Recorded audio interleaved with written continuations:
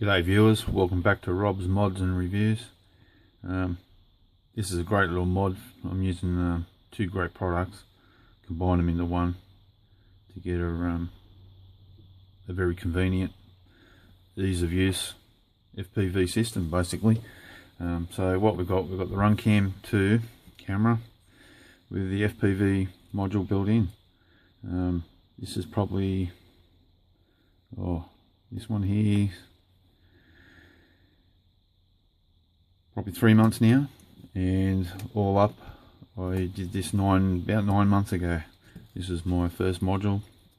I utilised the battery out of the RunCam 2 camera. Yeah, technology is great now. Everything's compact, small, and I utilise wherever I can for convenience basically. But as I say, this is about 9 months ago, this one, and then I changed this one out for the Quantum Elite. So if we go to Hobby King, there she is. It's a pretty good little product, this one. So the power input is 7 to 20 volts on a S3 LiPo, and the board itself will output 5 volts. So that 5 volts is what's going to go to the camera. It's a great combination of the two products. So and that's it, viewers. It's very simple setup. I love it. This is I've got a lot of backpack cameras and all sorts of different cameras, but this is the camera I always seem to come back to. The video footage is great, record capability built in, and now it's FPV, so you can't ask for anything better than that really. It's a pretty simple basic setup. So basically you get your quad. This is a E-Sheen. I replaced the flight controller on this one. It's got a mini APM. I'm more into exploring now than racing around a paddock. So you slide your camera module in. I just made up because I've still got the original camera in this quad. I just made up an adapter lead for the RunCam 2 camera, so I just unplugged from the power supply here. So whichever camera I want to use at the time. So I plug that in on top of that. That's how quick and easy it is. So we'll power on the quad now. Turn my monitor on, or goggles, whatever you're going to be using. Try and bring that into the view a bit. We'll power up our camera.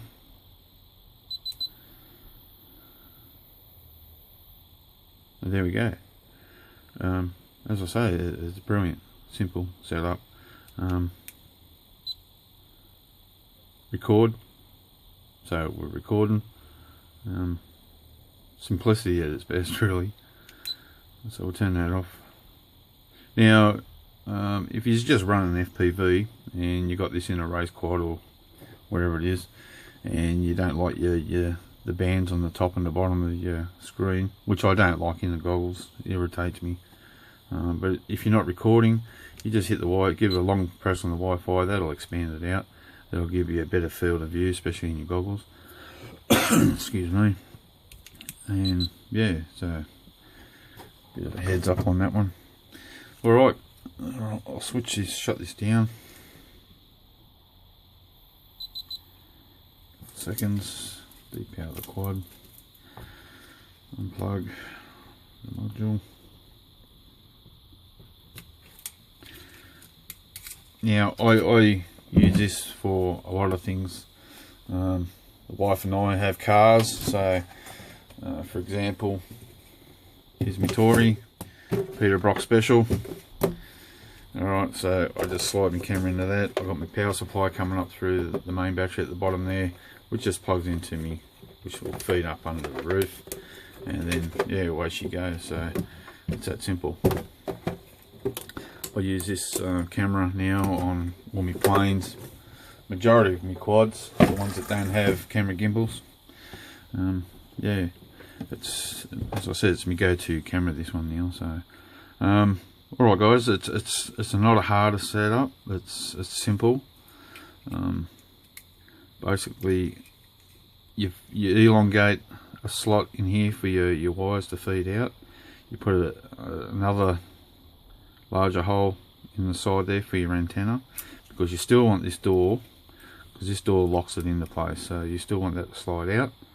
So you want to give that room to move, and you don't want to pinch your wires at the same time. So basically you slide your door, your module will slide out, and there she is. Now I removed the original plug from the bottom of the Quanum Elite, only because you've still got your main battery terminals right up inside there. You can see that, and you can't have the plug with the wires coming off, because it hits and interferes with those terminals, and you don't want that to happen. I've got some Velcro. I've got the soft Velcro padding on the back. Even though the module doesn't go up into that far, but you still want to protect it. It is an aluminium case, and you do not want any interference or connections to that plug whatsoever. Alright, as I say, the only thing I did was put extra holes in the RunCam case on both sides. So I'll put a whole bank of airflow holes through here.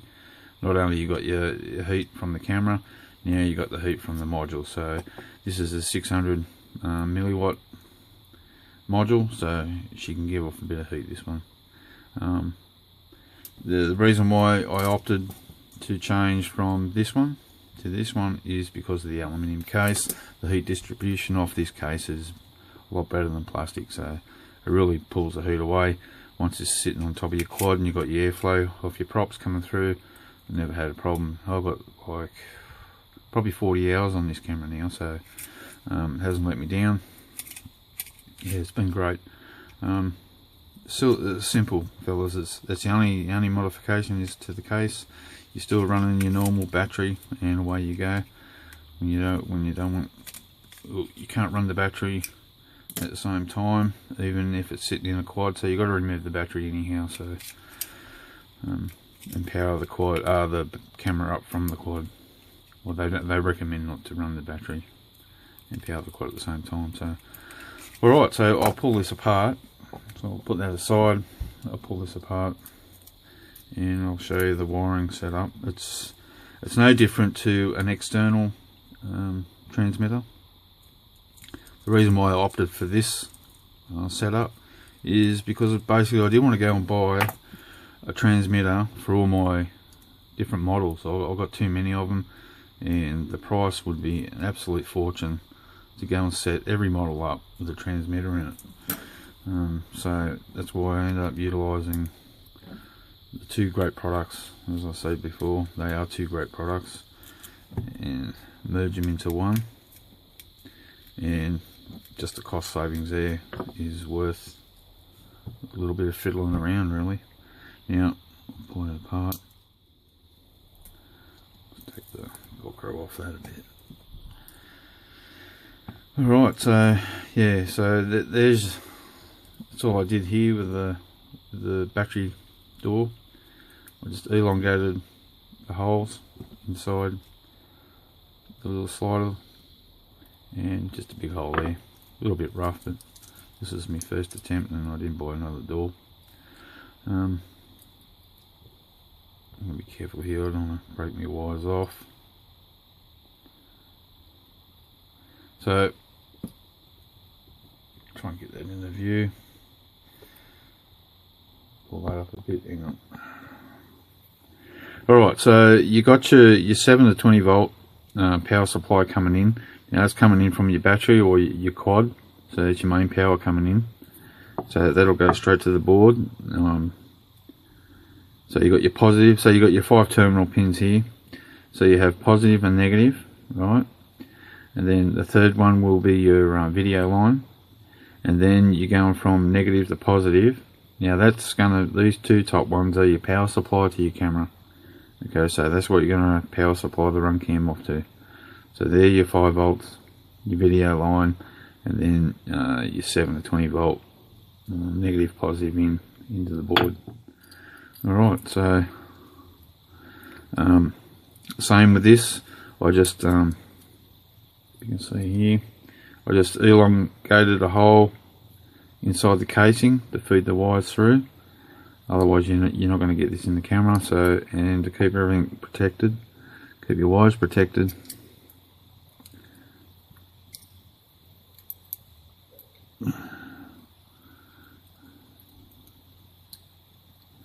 now for a little bit of fiddling around to get this set up,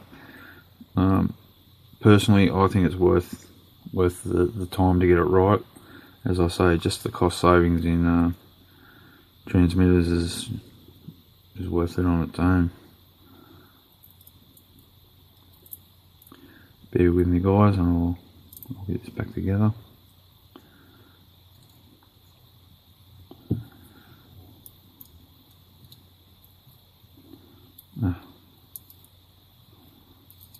Come on, here we go.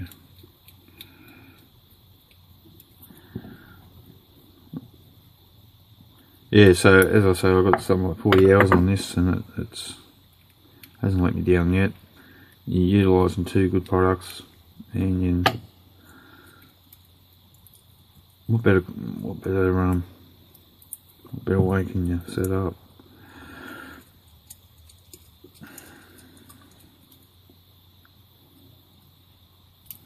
Alright, so there we go. Velcro padding back on.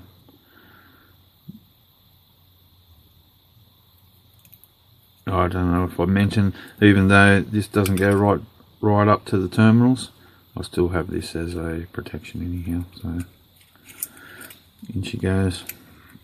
Slide the door on. Make sure everything's in place. Well, sorry guys. Yeah, so if you want to select your bands, you can still just power that on. Put that in. You can add power to it, and then you come along and select whatever mode or channel you want to go by. Unplug it. It'll stay preset.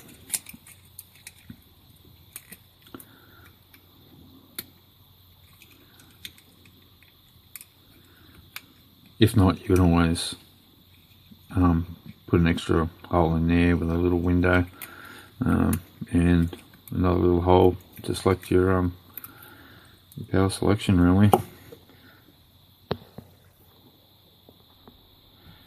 Alright, so that's it, that's her.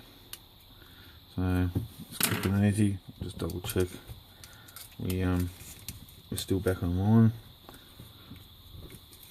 Power this back up again. Give it a quick check. Power the Quanum.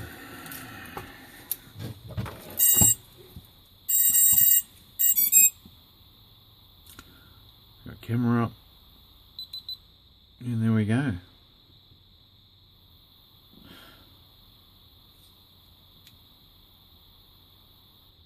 That easy, guys. It's you can't get much easier than that. As I say, it's compact. Cost saving, because you only need 1 video transmitter, really. If you don't want 600, you could do this twice. You get a 200 milliwatt or 600 milliwatt, whatever you wanted. The only thing you need to do is get in contact with RunCam or have a look on the net and buy yourself an extra battery door. I bought a whole battery case to protection. As I say, this has got 40 hours on it.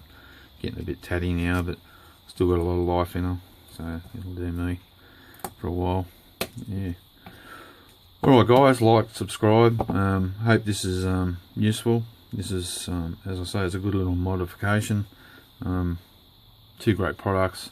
Everything's sitting here in one little unit. Because a great camera, great video footage, recorder, now FPV unit. So yeah. Alright, thanks for watching guys. Safe flying.